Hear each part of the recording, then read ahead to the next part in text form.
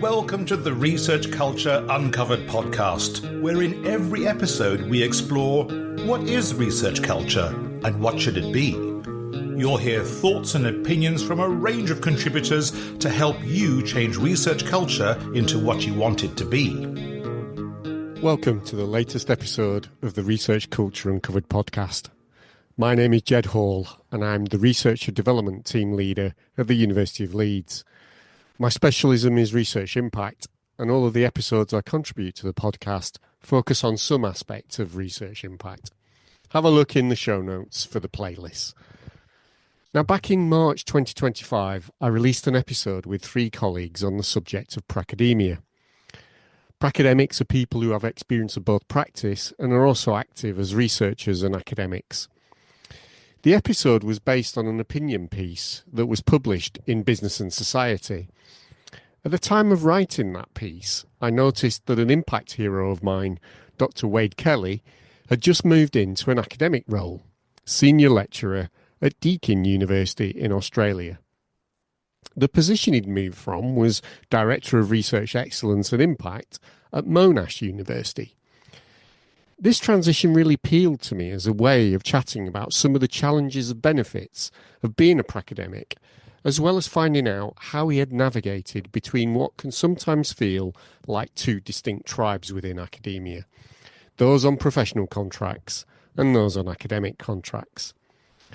So Wade, to help all the listeners to get a sense of your career, can you give us the story of your career trajectory from your home in Canada to being that senior lecturer in the Researcher Development Academy at Deakin University in Australia and becoming a research impact hero of mine on the way?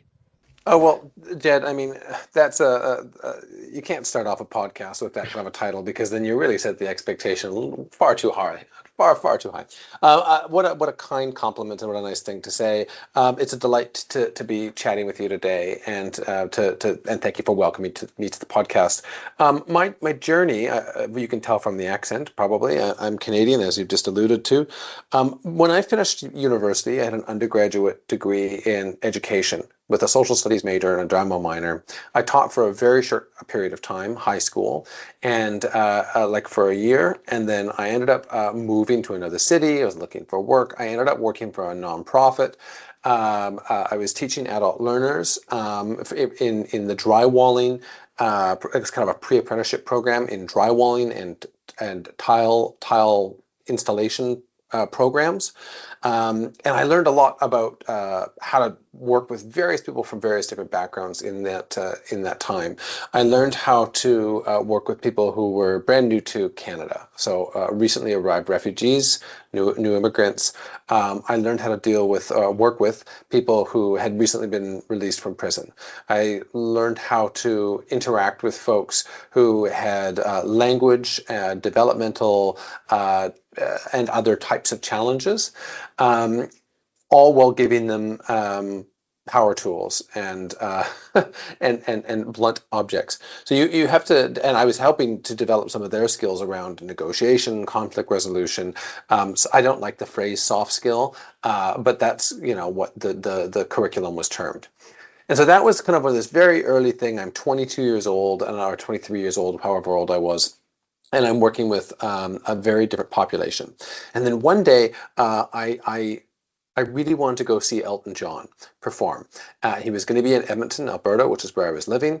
And I found a single ticket online on Craigslist. And this woman said, I'll just drop it by your house. We both live downtown. She popped by my house and her name was Judy. And we ended up talking for 2 hours outside of my apartment. And we just got along so well. I'm 23 at the time, and she had just retired as a professor in the nursing faculty. She said, you should not be working where you are. You should go become an instructional designer. And they're hiring someone right now. After I left my job, they hired someone and she's hiring more people. And so I applied for the job. I got an interview. I didn't get the job. A year later, the person who got the job went on maternity leave, and they re-interviewed me, and I got the job. 6 months later, they made it to a continuing full-time contract. the University of Alberta had an amazing program where you could become you could do master's level courses, and they'd pay for it after you worked for the organization for a year. And you could do, I think, up to 4 a year. So every semester I was doing a course for my master's for free. In 4 years, I completed a thesis-based master's. I had a master's in adult education. So I was doing instructional design work or e-learning development work, and then I moved from the faculty of nursing into the faculty of extension, and I went from an e-learning specialist to an instructional designer. And one of the changes in that move was I went from being what's called in Canada support staff, which in Australia and the UK we'd call professional staff, to a faculty-based role. So with a master's degree as an instructional designer, kind of like people often with MLISs, Masters of Library Information Science, they're often academic appointments. So I was going to a faculty board, I was sitting on faculty-based committees. I didn't have a research allotment or provision, but I was expected to do teaching and service. So it was a teaching-based role. And the people I was teaching was other academics on how to teach. All right. So then I decide, well, I'm offered, after a trip to Australia, I'm offered to come to Australia to do a PhD. I don't know why we decided, but we decided to just go for an adventure. My husband one day came home and said we should go for it. And I said, what are you talking about? Because so much time had passed since we decided not to go. And he said we should go to Wagga. So we moved, we sold up our house, we sold all our possessions, and I went from having a pretty good salary with a faculty-based role as a faculty member in Canada to being a PhD student. We moved around the world from a city of 1 million to a city of 60,000 with 2 suitcases and a bike. And it's a huge, huge adjustment. On the Thursday before we moved, there was a big party because the local magazine, Avenue Magazine, I was one of the top 40 under 40. And then on the following Monday, I was on an airplane leaving that town, which I still have a small amount of guilt about, but not a tremendous amount. So get to Wagga, huge identity shift again. So I think, in our pre-interview, we've talked a little bit about the identity formation and what does that look like? What does it look like to be an academic? What does it look like to be a professional staff? Well, what does it look like to go from being a professional staff to faculty-based staff to a PhD student? And then after the PhD, I became a professional staff again. And so at the end of the PhD, I was looking at community engagement activities of humanities and social science scholars in Canada and Australia, and how their work in community engagement activities can generate societal impact. So that's where I kind of segued into the impact space. At the end of my PhD, I was looking for jobs in that last 6 months where you're desperate to find something. I was making lots of phone calls, asking people for coffees. And one of those coffees was serendipitous, that the person said, I'm actually organizing, Chin Koo was the person's name, and now I have 6 years later, I have the pleasure of working with her at Deakin University, which is a delightful happenstance. And I always say that higher education is a small village, and you're always going to end up running into people again. So make sure that you don't burn your bridges. Chin was delightful and wonderful, and she said that she was organizing a panel on impact and was wondering if I'd be willing to be on that. So I joined the panel on impact, and a week before that panel, they had posted a job that was going to be a senior coordinator research impact. The person who was hosting the panel was the person who was going to be hiring that role. So things kind of just worked out. I got the job. There were some redundancies. That person took a voluntary redundancy. I went from being a senior coordinator research impact to the executive advisor research impact. And then within a couple of years of doing that job at La Trobe University, I was kind of poached, headhunted from Monash University, and I was appointed to the Director for Research Excellence and Impact, which is under the Deputy Vice Chancellor of Research. In that role, I was going to be responsible for ERA, which is Excellence in Research Australia, the Engagement and Impact Assessment, as well as kind of uplifting impact initiatives across the largest university in Australia. So Monash has 18,000 employees, just a behemoth of an institution and one of the top in the country. And big shift from La Trobe, but I was still a professional staff. So I went from a professional staff member within a research office to a senior leader at one of the largest institutions in the country. So I was at Monash for a while, and then I saw this position at Deakin that Jeanette Fife had posted about the Research Development Academy. And the Research Development Academy is a brand new initiative. It started last February 26th, I think, is when we went live in 2024. And we've got a team of academic staff that are devoted to developing researchers across the career span. So from graduate researchers up to early mid-career researchers and even research leaders. So a lot of my work is working with our research leaders around policy implementation for impact, things like that. And so why did I make the change? This is, I think, probably at the heart of why you've invited me here today to talk about what does that look like. I think the big rationale was that it was an academic role, and that I saw an institution that was willing to invest in developing not just their staff, but developing the conversation and the competency around how you properly support and develop researchers at an institution. And so part of my job is not just developing researchers. It's not just buying products off the shelf or reading some literature or just talking to others and implementing programs, which is all great stuff, and I don't mean to besmirch anybody else who's doing that in that space. That's important, but also part of my job is to be contributing to this conversation. So I have a research allocation, and the goal is to develop a research program in concert with my colleagues, but also with people like yourself, with global leaders in the impact space, within the research development space, within the field of higher ed space, to be really thinking about what does the space need? How can we develop it? How can we make sure that that it is rigorous and it is scholarly, that it's not just responding to the whims of fad and of whatever. So, when you've got things like AI coming that pose considerable existential threats to our world, what does that look like in the context of developing researchers? How can we make sure that we're doing that ethically, appropriately, sustainably, across the career span, to make sure that someone who's in the fifth year of their early career researcher phase and they're getting ready to go to that next stage in their career, that they're supported and that they're developing in appropriate ways.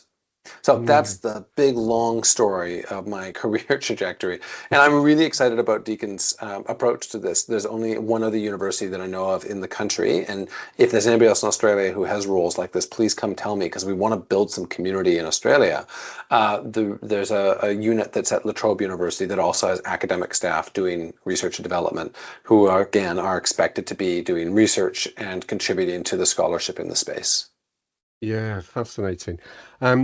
So in terms of preparing for the interview, I was kind of looking at some of the quotes about you and some of the, just to get other people's view. And David Phipps, another great Canadian, kind of put this one on I think it's on your website, where Wade is unusual.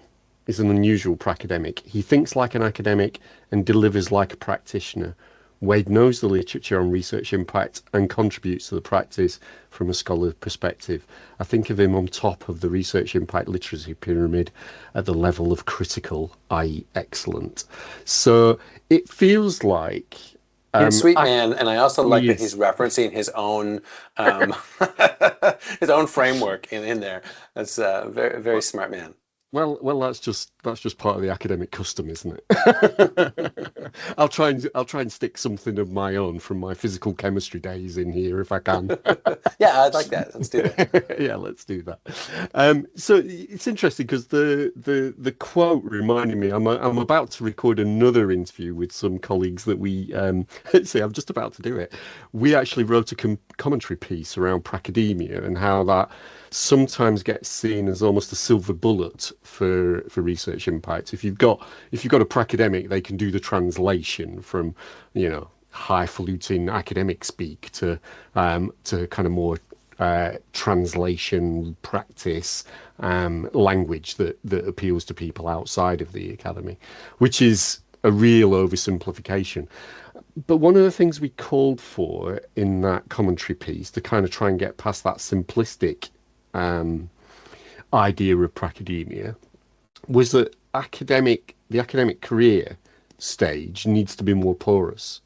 And I think there's a lot of thoughts around that. So can you tell us about how you've managed that to kind of generate that porosity for you? You know, what have you done to kind of situate yourself so that you're able to kind of, you know, you've moved a number of times between one side of the osmotic barrier and the other.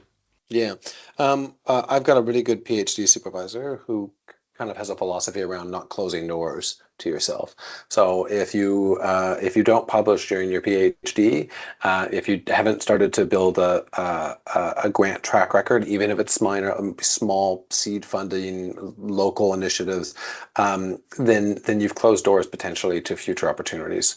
So even during my professional role, I wrote a book on impact called The Impactful Academic, that is crowds in impact experts from around the world, based on some of their research and some of mine. It's not necessarily a research output, but it certainly helps when we're looking at applying for grants, which I'm now in the process of doing, to be able to point to a book that's in, you know, nearly 1,000 libraries around the world, and that's often cited by other impact folk to say I've been contributing. I've, you know,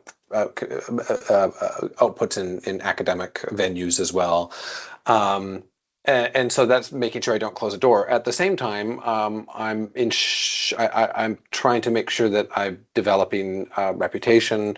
So I'm doing public outreach-ish stuff, you know, doing podcasts like this, or the Amplifying Impact podcast with Chris Parlow. We did an episode just before Christmas with him.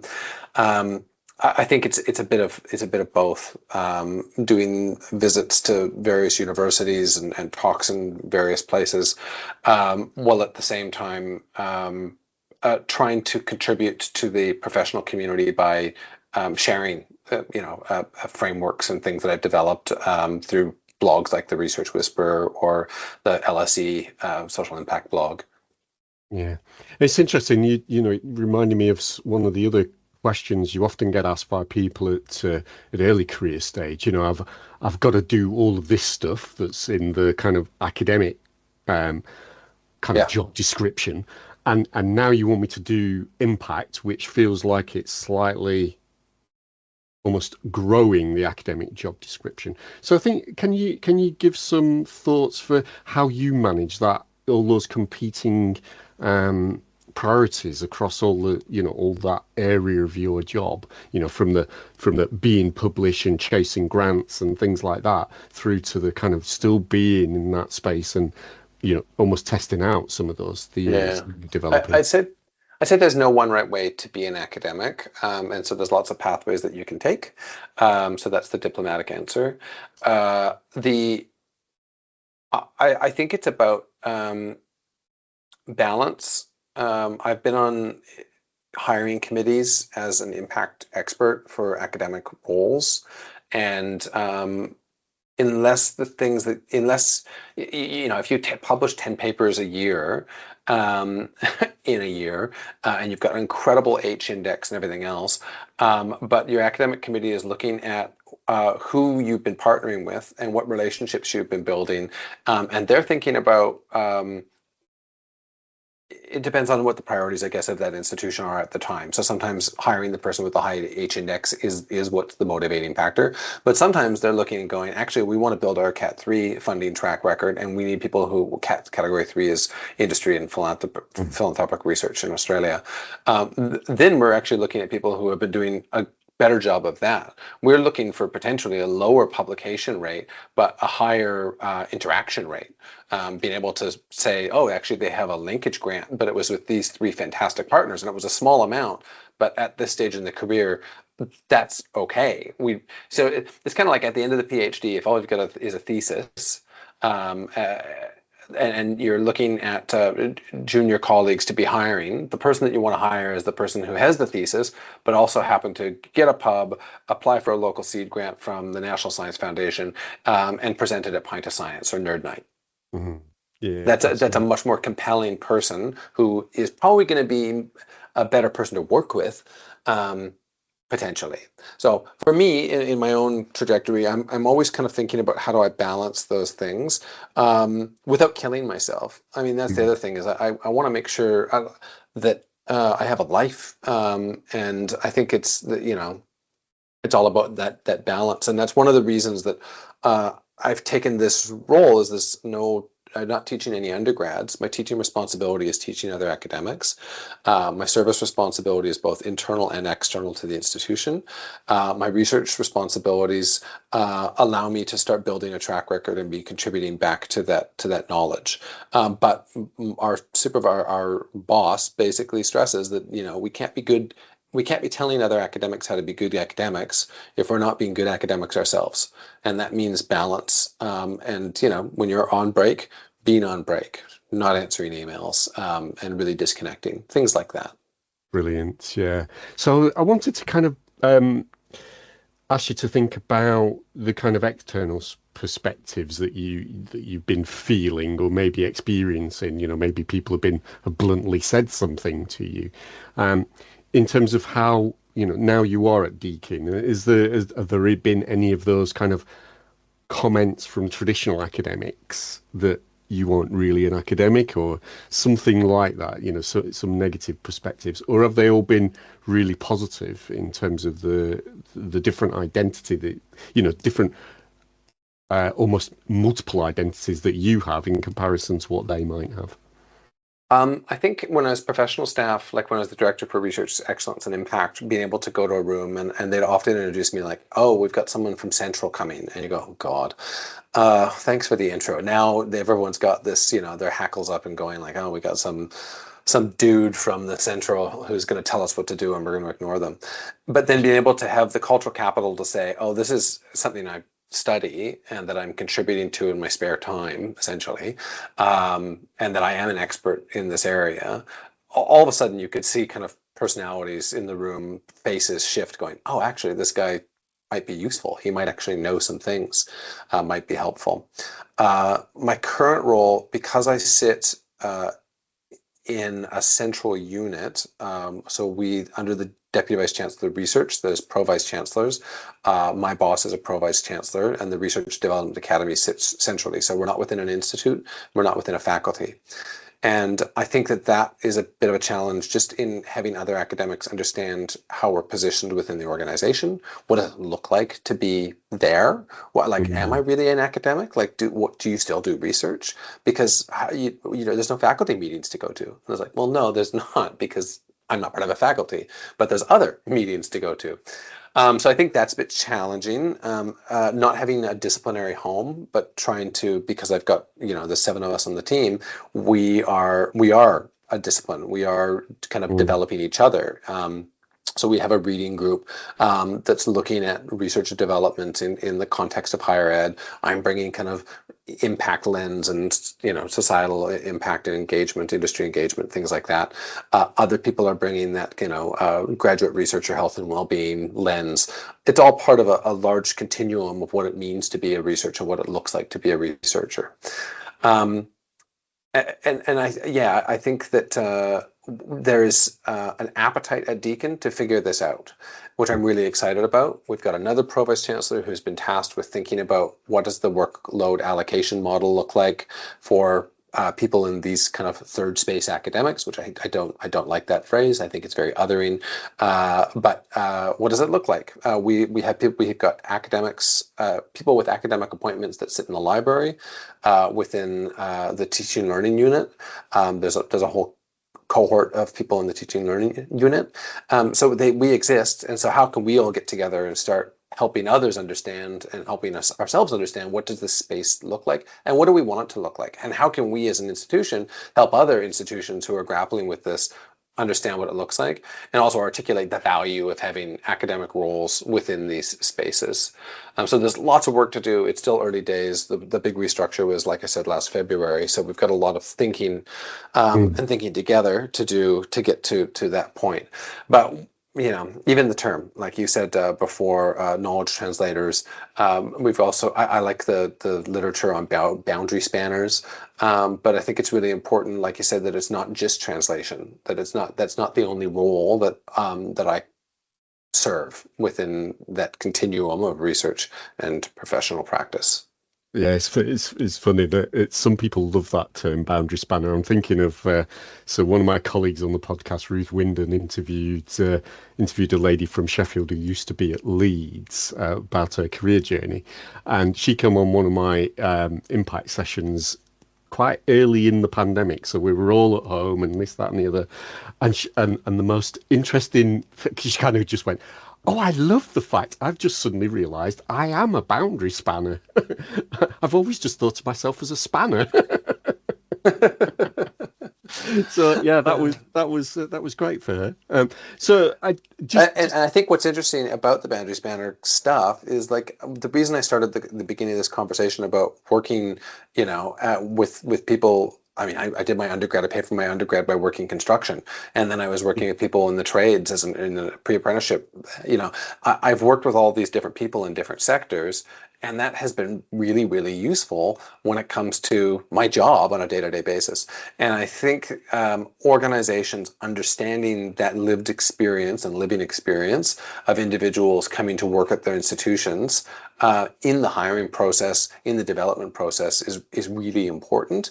So someone who's and there's no one right way to be an academic, but someone who is went undergrad, honors, master's, PhD, has a different life experience than someone who went back and worked for a while in different sectors. And neither is better, but acknowledging that they're going to have a different outlook and they're going to have different skills that have been developed as a result of that is really important. And that's why, like you said, I think in the pre-interview, that this idea of impact academics, or we've got industry academics, oftentimes they're just seen as people who have contacts, but also that I'm leveraging. I've just had in the last week 2 meetings with three of them actually at Deakin. I'm trying to leverage their knowledge. Their connections may be useful for putting a panel together or something like that, but what I really want is their knowledge. Yeah, absolutely. I mean, we become quite self-limiting if we only think of one type of capital that somebody can contribute to us. So yeah, great that you mentioned that. The reason she was excited about being a spanner, she was an engineer. So yeah, just saying. So I've asked you about the kind of that external perspective. How, what kind of pressures or enablers you've been feeling since kind of moving through the different spectrum of academic to practitioner throughout your career. But I'd like to think now in terms of the internal. So what's going on in your head? Are there things like imposter syndrome happening to you internally? Is it kind of like, Wade, what the hell are you doing in this meeting? And kind of like, is there anything like that that's kind of internally limiting that you're having to deal with? For sure. I mean, one of the issues is some of the grant bodies have pretty strict definitions for what early career researcher is considered, and it's basically whenever you got your PhD, the clock starts. And so with some grant schemes, that's a consideration because I've only I got the PhD in 2019, but I've had my first academic role in 2024, but the clock started, and I've got I'm a senior lecturer in my first academic role, and I was never a lecturer. But Deakin recognized that I had publication record, other track record that allowed me to segue into that role. So there is a bit of that, a bit of imposter syndrome, a bit of my academic track, my outputs are not as incredible as some of my colleagues will be, particularly who are in faculties, particularly those who have had, time for research and more time in their allocation for research than I've had. And so, yes, there's that balance. But then there's the flip side of going, I'm a confident person who is pretty good at reading, I think, the politics of the place and being able to deftly, is that the right word? Navigate. Yes. I think that's, part of a skill set that I've got that has served me well as I've moved through my career, but being able to navigate and I kind of just rely on that a little bit. It's a good question though, and it's something we think about all the time. I mean, what is it to be in this space, and what does it mean? So like my colleague is in her previous career was a genocide scholar, and now she's kind of having, I think, a bit of a internal conversation around what is it now to be a research and development scholar. And how do those things complement each other, and again, what does that kind of spectrum look like? Yeah, it's interesting, isn't it? I mean, years ago when I was at Nottingham, we used some external funding to enable some early career academics to come together as they called themselves the Cross-Disciplinary Research Group, so CDRG. I don't know whether it still exists at Nottingham. I'll have to have a look. But what they invited an academic from Warwick to come and talk to them about the history of disciplines. And it's actually not very historical, to be honest. It doesn't go back a long way, does it? And so I think we've got to remind people that disciplinary identity is not settled and does move over time. It may only move, a little bit. It may move a lot, like with your colleague. But that's fine, because actually being a researcher is just putting a question against a really well-formed question against something you're curious about. I mean, so the discipline question is a really interesting one. I just read a book called Entangled Life, which is about fungus, and absolutely fantastic. The mycelial networks and all these things that and it basically argues that there's not nearly enough funding given to this because it's not very well understood or very well named within universities. And it gives some examples in the history of universities that were not terribly well funded until they realized, oh wow, there's a real microbiology is going to be really important. We should probably fund that. And so now, technology, with the rise of the internet, all of a sudden disciplines and sub-disciplines get created. I used to work with a guy who was a lawyer for the government, and I helped developed a course with him on health and safety law. So it was for people who were in the safety and construction industry. And he told a story about how lawyers, anyone could call themselves a lawyer, right? And there was a point where you just go, I'm a lawyer. And they go, okay, well, I guess he's a lawyer. But then eventually it was kind of like, well, that's not great. We should probably figure out what this actually looks like. And slowly, this professional associations coalesce and rules come in place and decisions are made. And now a lawyer is someone who actually has qualifications and can prove that they have taken a bar or they've, taken some kind of test to be qualified. And this is the emergence of disciplines, right? So what does it look like when you're in a new space and a new discipline? And even within the impact space, and you're, in it with me, we've seen tremendous change since 2014. I think I was one of the first people in Australia to be given to assume a role with the word impact in it at a university. Right? There was a handful of us, and now most universities in Australia have at least a couple people who have impact in their role title somewhere. And so then what does it look like to crowd in or to understand what is a research impact professional, right? What does our identity look like? And so then professional associations like ARMS, which is the Australasian Research Management Society, now there's a SIG, a special interest group, and these conversations percolating around, well, how do we need to have a test? Do we need to make sure that people have a certain base literacy around what this looks like? So that's I think it's kind of neat to be part within an emerging conversation around a space. And I think that the research or development conversation, I think it's more advanced in the UK than it is in Australia, but I'm hoping that we can help facilitate that conversation in growing here. And I do think that having people who have academic roles not only do we have time to do research, but I think it offers some officiality to it as a discipline from the perspective of other institutions. Yeah, absolutely. It's weird, isn't it, that we suddenly become accepted if we can give it a name. It's Mm. sort of simplistically at that level. So I'm going to give you the open goal question for an academic, which is tell us your research plans and what research questions are exciting you over this next year to 18 months.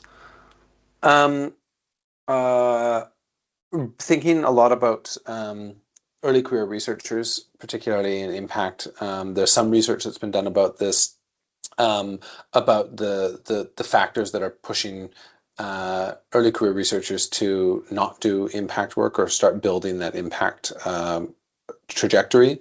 So thinking about doing some research around with early career researchers around how they're thinking about that, how they're centering their careers, how they're possibly making strategic decisions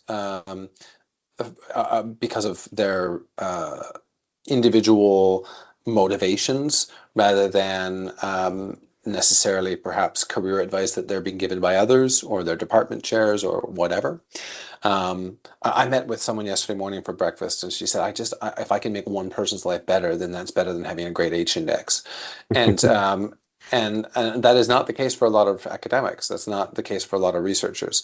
So it's finding those who are in that space and thinking about what strategic choices they're making, and then how can we as institutions support the folks who want to have that kind of a trajectory.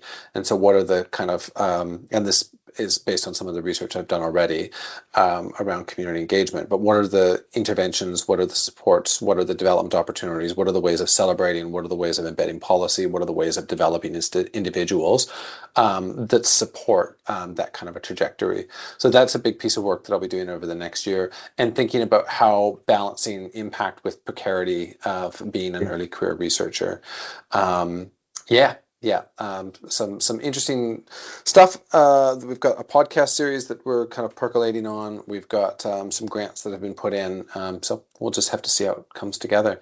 I'm a bit nervous because, like you said earlier, it is a change, and having to think about what does a research plan look like is a bit scary. So I've been spending time in January writing, making plans, thinking about that, taking some of my own advice about using January, which is quite slow in Australia compared to the UK. We don't have classes back in session until March, so we've got a bit of time to it's kind of like July in the Northern Hemisphere. So it's a nice period for us to just like do some of that deep thinking. And so that's where I'm at.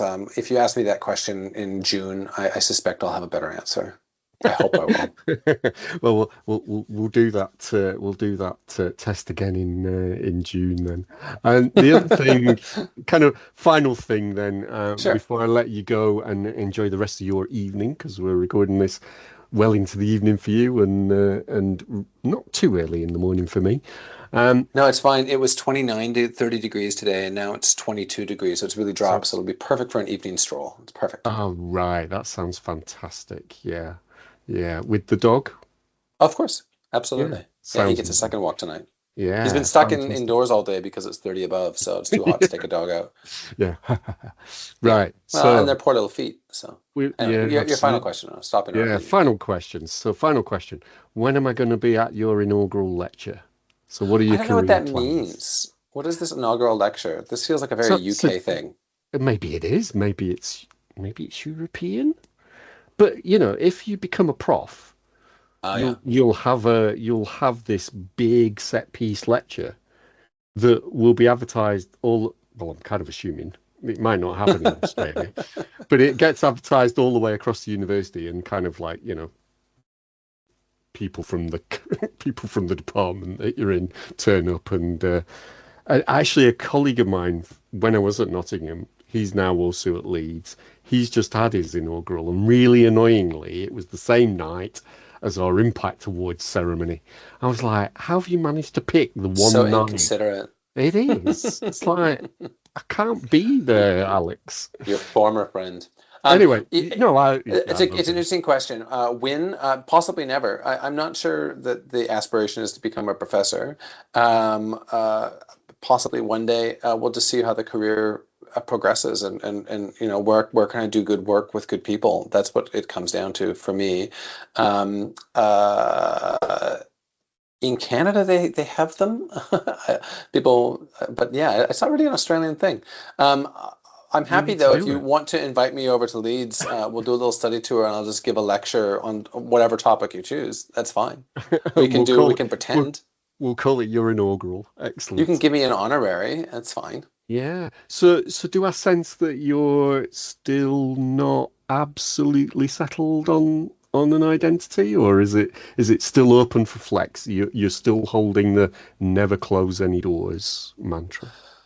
I mean, if the right opportunity comes or a different opportunity comes that feels like the right opportunity at the right time, then I don't close that opportunity. Like, we'll just see what happens. I didn't think that I'd be a director at a major university, and I didn't think I'd be a senior lecturer at another fantastic institution 5 years ago. But also, when I was doing a PhD, I didn't think I'd have an impact role because they didn't exist yet. So I don't close doors. I think one of the issues, to get really kind of philosophical with you, is I think that the idea, the premise of the question is troubling or problematic in that it suggests that there's a right way to get to a point or to achieve, or that there's this pinnacle of success, that you will have been successful when you get to this thing. And some of the best academics I work with are some of the most modest people who I